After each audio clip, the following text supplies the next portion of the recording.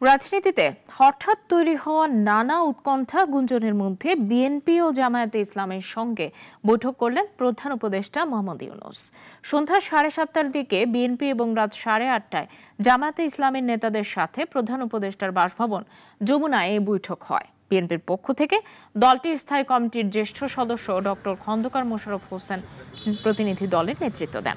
অন্যদিকে জামায়াতে ইসলামের সঙ্গে প্রধান উপদেষ্টার বৈঠকে দলটির পক্ষে নেতৃত্ব দেন দলের আমির ডাক্তার শফিকুর রহমান।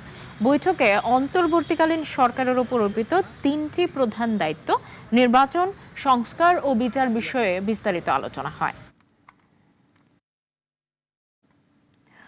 যদি পরাজিত শক্তির ইন্ধনে এবং বিদেশি ষড়যন্ত্রের অংশ হিসেবে সরকারের ওপর আরোপিত দায়িত্ব পালনকে অসম্ভব করে তোলা হয়, তবে সরকার সব কারণ জনসমক্ষে উত্থাপন করে পরবর্তী সিদ্ধান্ত গ্রহণ করবে।